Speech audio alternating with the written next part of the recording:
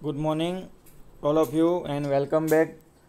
Mechanical engineering के subject oil hydraulics and pneumatics के अंदर चैप्टर नंबर 3 में लास्ट जो लेक्चर हमने लिया था उसमें हमने गियर पंप के बारे में डिस्कस किया था। ठीक है, उसके साथ साथ पॉजिटिव डिस्प्लेसमेंट पंप है, गियर पंप।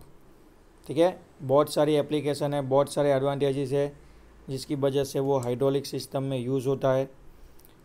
क्लियर। फिर मैंने आपको उसके जो एप्लीकेशन के एरिया है उसके बारे में भी बताया था। क्लियर। फिर जो 3 कैटेगरी में गियर पंप को जो हम लोग डिवाइड करते थे, जिसमें पहला था एक्सटर्नल गियर पंप, सेकंड था लोब पंप और थर्ड था इंटरनल गियर पंप। तो अभी हम ये तीनों को क्या करेंगे, डिटेल में डिस्कस करेंगे। तो आइए स्टार्ट करते हैं आज का लेक्चर। आज जो हम पंप के बारे में डिस्कस करने वाले इस लेक्चर में वो है हमारा एक्सटर्नल गियर पंप। बहुत ही इम्पोर्टेंट पंप है, एग्ज़ाम में 100% क्वेश्चन आएगा, तो अभी से नोट डाउन कर लीजिए। आईएमपी क्वेश्चन है हमारा। ठीक है, क्या बोल रहे हैं पंप के अंदर, देखिए। The external gear pump consist of externally matched 2 gear housed in a pump case as shown in figure के अंदर दिखाया गया है। एक्सटर्नल गियर पंप के अंदर जो एक्सटर्नल गियर होते हैं, यानी बाहर की साइड जो गियर के टीथ होते हैं, ऐसे 2 गियर आपस में मैच होके घूमते हैं, रोटेट होते हैं। Clear. One of the gear is coupled with the prime mover and is called as a driving gear and another is called is a driven gear. 2 gear होते हैं, 2 गियर के 2 शाफ्ट होंगे। एक गियर जो होता है वो सीधा उसका शाफ्ट प्राइम मूवर से कनेक्ट होगा, इसलिए उसको बोला जाता है ड्राइविंग गियर। और बाकी का जो दूसरा गियर बाजू में होगा वो फ्री होगा, उसका शाफ्ट फ्री होगा, उसको किसी प्राइम मूवर से कनेक्ट नहीं करेंगे। क्लियर। तो उसको बोलेंगे ड्रिवन गियर। मतलब जिस गियर के अंदर पावर आ रहा है, जिसकी मदद से वो घूम रहा है प्राइम मूवर की मदद से, तो उसको ड्राइविंग गियर बोलेंगे। और उसके साथ दूसरा जो घूम रहा है उसको बोलेंगे driven gear. The rotating gear carries the fluid from the tank to the outlet pipe. ये जो गियर है वो क्या करेंगे, रोटेशनल मोशन के थ्रू टैंक में से फ्लूइड को खींच के ले आएंगे और आउटलेट पाइप तक पहुंचाएंगे। The suction side is towards the portion where as the gear teeth come out to the mesh. Suction side है उसका जो पोर्शन है, ठीक है, वहाँ से गियर मैश होंगे, अभी हम फिगर में देखेंगे, और रोटेट होकर फ्लूइड को आगे ट्रांसफ़र करेंगे। When the gears rotate, function कैसे होता है, कैसे काम होता है पंप के अंदर, कैसे काम यानी उसका जो फंक्शन कैसे क्रिएट होता है वो यहाँ पे समझा रहे हैं। When the gears rotate volume of the chamber expands leading to pressure drop below the atmospheric value. जैसे ही हम लोग प्राइम मूवर ऑन करेंगे, मोटर ऑन करेंगे, इंजन ऑन करेंगे, उससे गियर आपस में मैश होके घूमेंगे। उसकी मदद से पूरा जो चैम्बर है, जो केजिंग है, उसके अंदर प्रेशर ड्रॉप होगा। बाहर का, केजिंग के बाहर का जो एटमॉस्फेरिक प्रेशर है उसकी कंपेयर में केजिंग के अंदर, चैम्बर के अंदर प्रेशर ज़्यादा ड्रॉप होगा। उसकी वजह से वैक्यूम क्रिएट होगा।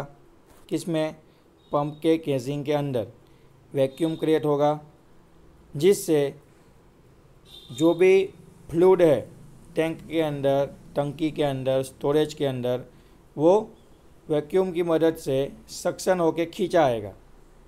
क्लियर। और पंप में आके उसके ऊपर वापस पंप क्या करेगा, वर्क करेगा।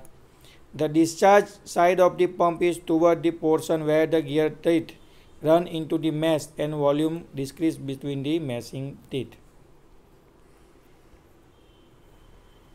देखिए यहाँ पे फंक्शन दिया गया है। जब ये हम गियर पंप स्टार्ट करेंगे, क्लियर है, सपोज़ ये हमारा ड्राइविंग गियर है और ये ड्रिवन गियर है, तो ये गियर घूमेंगे आपस में मैश होके ऑपोजिट डायरेक्शन में। क्लियर। अभी हमने जस्ट पंप स्टार्ट किया है, तो अंदर का जो ये पूरा केजिंग है, चैम्बर है, उसके अंदर बाहर के एटमॉस्फेयर के कंपेयर में प्रेशर ड्रॉप होगा और अंदर वैक्यूम क्रिएट होगा, जिसकी वजह से सक्शन प्रोसेस होके टैंक में से फ्लूइड लो प्रेशर के साथ खींचा आएगा। ठीक है। और कहाँ एंटर होगा, तो कि भाई पंप के चैम्बर के अंदर एंटर होगा। फिर उसके साथ वो यहाँ पे दो जो गियर मैश हो रहे हैं उसके बीच में आके क्या होगा, प्रोसेस होगा, उसके ऊपर प्रोसेस होगा।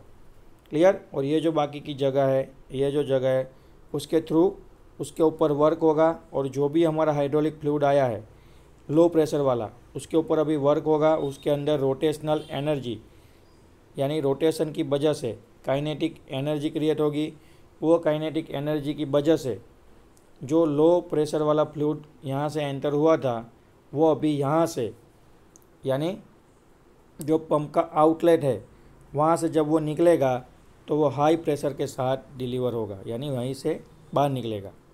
मतलब स्टार्टिंग में लो प्रेशर के साथ फ्लूइड एंटर हुआ, गियर पंप के अंदर रोटेशनल मोशन की वजह से उसके अंदर काइनेटिक एनर्जी क्रिएट हुई जो सीधी कन्वर्ट हो गई प्रेशर एनर्जी में, और आउटलेट में यहाँ से पंप के थ्रू हाई प्रेशर वाला फ्लूइड बाहर डिलीवर हो रहा है। क्लियर। तो ऐसे वर्क करता है हमारा एक्सटर्नल गियर पंप। इसको बोलते हैं एक्सटर्नल गियर पंप। क्यों बोलते हैं? क्योंकि यहाँ पे जो हमने गियर यूज़ किया है उसकी बाहर की साइड पे गियर के टीथ है। इसके लिए गियर के टीथ कहाँ है? गियर की आउटर साइड पे, एक्सटर्नल साइड पे, इसलिए उसको बोलते हैं एक्सटर्नल गियर पंप। क्लियर। ये थोड़ा कलरफुल फिगर दिया गया आपको बेहतर अंडरस्टैंडिंग के लिए। क्लियर। आपको एग्ज़ाम में ड्रॉ करना है ये वाला फिगर। क्लियर। एग्ज़ाम में नोटबुक में, स्केच बुक में, क्लास नोट में आप ये वाला फिगर ड्रॉ करेंगे, और यहाँ पे जिस तरीके से इंडिकेशन नोटेशन दिए गए हैं उस तरीके से आपको क्या करना है, सेम टू सेम फिगर बना के इसका एक्सप्लेनेशन प्रोवाइड करना है। ओके। चलिए, कुछ रह ना जाए डिस्क्रिप्शन के अंदर, इसलिए एक बार पढ़ लेते हैं। The clearance between the gear teeth and housing and between side plate and gear face is very important and play an important role in preventing leakage. In general, the gap distance is less than 10 micrometer. The amount of fluid discharge is determined by the number of gear teeth, the volume of fluid between each pair of teeth and speed of rotation. क्या कहता है यहाँ पे इस paragraph में क्या बोला गया कि ये जो क्लियरेंस है, यहाँ पे जो सारे क्लियरेंस है मतलब केजिंग और गियर टीथ के बीच में जो जगह होगी बिल्कुल उसी तरह जहाँ पे गियर मैश हो रहे हैं यहाँ पे, ठीक है। और ये जो क्लियरेंस होगा गियर टीथ और केजिंग के बीच में वो बहुत ही इम्पोर्टेंट चीज़ है। उसकी वजह से ही हमारा गियर पंप है उसके अंदर लीकेज का प्रॉब्लम होगा नहीं। सोचिए, अगर आपने क्लियरेंस ज़्यादा रखा है, मतलब गियर के टीथ और ये जो ऑरेंज कलर का केजिंग का बॉर्डर है उसके बीच में आपने क्लियरेंस ज़्यादा रखा है, तो प्रेशर ड्रॉप होने की वजह से लिक्विड क्या करेगा, बैक फ्लो करेगा। ऐसे जाना था इसको, लेकिन प्रेशर ड्रॉप हो जाने की वजह से, क्लियरेंस ज़्यादा होने की वजह से वो भी वापस बैक प्रेशर के साथ वापस आएगा। क्लियर। तो बैक फ्लो क्रिएट होगा और लीकेज होने के चांसेस है। इसके लिए हमने ये क्लियरेंस मेंटेन किया है। और वो क्लियरेंस कितना मेंटेन करना है, तो कि भाई लेस देन 10 माइक्रोमीटर। सीधा आपको वैल्यू दे दिया है कि ये जो गैप है दोनों गियर के बीच में, गियर के टीथ और केसिंग के बीच में, वो 10 माइक्रोमीटर से भी कम होना चाहिए। उसके साथ साथ ऐसा भी बोला गया है कि जो भी फ्लूइड डिस्चार्ज होगा उसका जो अमाउंट है, उसकी जो क्वांटिटी है वो किसके ऊपर डिपेंडेंट होगी, तो कि भाई नंबर ऑफ टीथ किसके ऊपर डिपेंडेंट होगी, गियर के जो नंबर ऑफ टीथ है, जितने ज़्यादा टीथ का गियर होगा उतना वो ज़्यादा फ्लूइड को क्या करेगा, ज़्यादा क्वांटिटी में डिस्चार्ज करेगा। क्लियर। उसके साथ साथ volume of the fluid between each pair of this teeth and speed of rotation. एक अमाउंट ऑफ फ्लूइड यानी कितनी क्वांटिटी में फ्लूइड डिस्चार्ज होगा वो किसके ऊपर डिपेंडेंट है, तो पहला होगा number of gear teeth, gear के जो टीथ है उसके नंबर ऊपर डिपेंडेंट होगा। दूसरा, दोनों गियर जो मैश होके घूम रहे हैं, एक दूसरे के साथ एंगेज होके घूम रहे हैं, उसके बीच में कितना वॉल्यूम ऑफ फ्लूइड एंटर होता है उसके ऊपर डिपेंडेंट होगा। और दूसरा, ड्राइविंग गियर और ड्रिवन गियर का जो रोटेशनल स्पीड है। तो ये तीन चीज़ों के ऊपर जो भी फ्लूइड डिस्चार्ज हो रहा है उसकी क्वांटिटी, उसका अमाउंट इस तरीके से डिसाइड होगा। Clear. Number of teeth, volume of fluid between the each pair of the teeth, और थर्ड है speed of the rotation. Clear? The important drawback of the external gear pump is that unbalanced side load on its bearing. It is caused due to the high pressure at the outlet and low pressure at the inlet, which result in a slower speed and lower pressure rating in addition to reducing the bearing life. सबसे बड़ा disadvantages इस pump का यही है कि इसके अंदर दो गियर है। एक गियर प्राइम मूवर की मदद से घूम रहा है, दूसरा गियर फ्रीली घूम रहा है। ठीक है, तो इसकी वजह से दोनों गियर के बीच में अनबैलेंस क्रिएट होगा और दोनों की जो बेरिंग है उसके ऊपर अलग अलग लोड क्रिएट होगा। ऊपर से नीचे से जो फ्लूइड आ रहा है वो लो प्रेशर वाला है और ऊपर जो फ्लूइड डिस्चार्ज हो रहा है वो हाई प्रेशर वाला है। तो ये जो अनबैलेंस कंडीशन हो रही है उसकी वजह से बेरिंग के ऊपर क्या होगा, तो कि अनइवन लोड क्रिएट होगा। ठीक है, और बेरिंग के ऊपर अनइवन लोड क्रिएट होगा, अनबैलेंस लोड क्रिएट होगा, जिसकी वजह से बेरिंग के अंदर जो शाफ्ट घूमेगा वो स्लोअर स्पीड से घूमेगा। क्लियर? तो बेरिंग की वजह से ये अनबैलेंस वाले लोड की कंडीशन की वजह से जो स्पीड है पंप का वो थोड़ा स्लो हो जाएगा और उसके साथ साथ बेरिंग की जो लाइफ होती है, पंप के अंदर जो हमने बेरिंग लगाई है उसकी जो लाइफ होती है वो भी रिड्यूस हो जाएगी। Gear pump are most commonly used for the hydraulic fluid power application and are widely used in a chemical installation to pump fluid with a certain viscosity.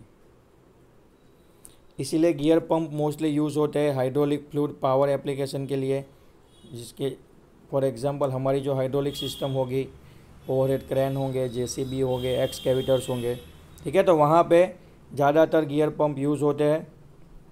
ठीक है, जहाँ पे हमको स्लो स्पीड से काम करना होता है इसके लिए। क्लियर? और जहाँ पे विस्कोसिटी ज़्यादा होगी, ऐसे फ्लूइड को डिस्चार्ज करने के लिए, ट्रांसफ़र करने के लिए भी हम लोग गियर पंप यूज़ कर सकते हैं। स्पेशली कौन सा pump? External gear pump. Okay, तो यहाँ पे थियरी ख़त्म हो रही है। नेक्स्ट है हमारा लोब पंप। वापस एक बार मैं आपको इसका कंस्ट्रक्शन समझा देता हूँ। ये जो पूरा पोर्शन है इसको बोलते हैं केजिंग यानी चैम्बर। ये है चैम्बर का इनलेट और यह है चैम्बर का आउटलेट। दो गियर है, दोनों आपस में मैच होके ऑपोजिट डायरेक्शन में घूमेंगे। ठीक है, जो प्राइम मूवर के साथ कनेक्ट होगा, प्राइम मूवर यानी इलेक्ट्रिक मोटर, इलेक्ट्रिक जनरेटर या फिर डीजल पेट्रोल इंजन, कुछ भी हो सकता है। सिंपली हमको क्या करना है, दोनों में से गियर को रोटेट करवाना है, घुमाना है। क्लियर? जैसे कि मैं इसको प्राइम मूवर के साथ कनेक्ट कर देता हूँ इलेक्ट्रिक मोटर के साथ, तो जितनी इलेक्ट्रिक मोटर घूमेगी उसकी मदद से ये गियर घूमेगा। क्लियर? तो इसको ड्राइवर गियर बोलते हैं क्योंकि ये खुद घूम रहा है। अब ये तो फ्री है, इसके अंदर हमने कोई पावर नहीं प्रोवाइड किया, लेकिन ड्राइवर गियर के साथ मैच होके ये ऑपोजिट डायरेक्शन में अपने आप घूम रहा है, इसलिए उसको बोलेंगे हम लोग ड्रिवन गियर।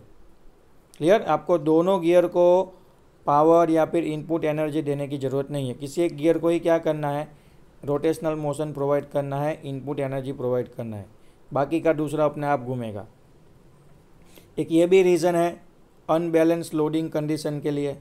दूसरा, यहाँ से जो प्रेशर एंटर होगा, यहाँ से जो हाइड्रोलिक फ्लूइड एंटर होगा उसका प्रेशर लो होगा, फिर पूरे पंप के अंदर उसके ऊपर वर्क होगा, उसके अंदर प्रेशर एनर्जी डेवलप होगी और हाई प्रेशर के साथ फ्लूइड यहाँ से बाहर निकलेगा। तो आप देख सकते हैं चैम्बर के अंदर वापस अनबैलेंस लोडिंग कंडीशन क्रिएट हो रही है। यहाँ पे फ्लूइड का प्रेशर कम होगा, यहाँ पे ज़्यादा होगा।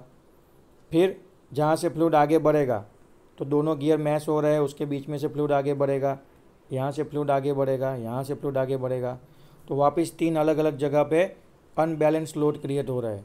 उसकी वजह से ये जो हमने गियर, जिस शाफ्ट के ऊपर हमने गियर माउंट की है, वो शाफ्ट बेरिंग के अंदर रखा होगा और उसकी मदद से वो घूम रहा होगा। तो ये सारा लोड जाएगा शाफ्ट के ऊपर और शाफ्ट से जाएगा बेरिंग के ऊपर। इसकी वजह से बेरिंग की लाइफ कम हो जाती है और उसकी मदद से ही, उसका यही रीज़न है कि भाई शाफ्ट की जो स्पीड है, मतलब गियर की जो स्पीड है वो स्लो हो जाती है। क्लियर? इसीलिए हम इसको हाइड्रोलिक सिस्टम में यूज़ करते हैं। ख्याल आ गया? कंसेप्ट क्लियर हो गया? क्लियर? ये फिगर ड्रॉ कर लेना, और ये कलरफुल फिगर सिर्फ बेटर अंडरस्टैंडिंग के लिए दिया गया है। तो यहाँ तक रखते हैं आज के लेक्चर में। एक्सटर्नल गियर पंप हमारा हो चुका है क्लियर। नेक्स्ट लेक्चर में हम लोग डिस्कस करेंगे दूसरा जो हमारा पंप है लोब पंप, और उसके बाद हम लोग करेंगे इंटरनल गियर पंप। मंडे से हमारा एग्ज़ाम है, 30 मार्क्स का mid semester exam. Clear? Question यानी कि जो IMP क्वेश्चन है, असाइनमेंट के क्वेश्चन है, वो आपको मिल जाएंगे कल तक। क्लियर? टेक्स्ट बुक मैंने मतलब जो सॉफ्ट कॉपी है वो मैंने आपको ग्रुप में ऑलरेडी सेंड कर दिया है, तो वहाँ से ढूंढ के डाउनलोड कर लीजिए, और जितने भी लेक्चर स्टार्टिंग से अब तक दिए गए उसको एक बार देख लीजिए, और जो भी मटेरियल दिया गया है सॉफ्ट कॉपी में उसको पढ़ लीजिए। क्लियर? मिलते हैं नेक्स्ट लेक्चर में। Thank you, bye.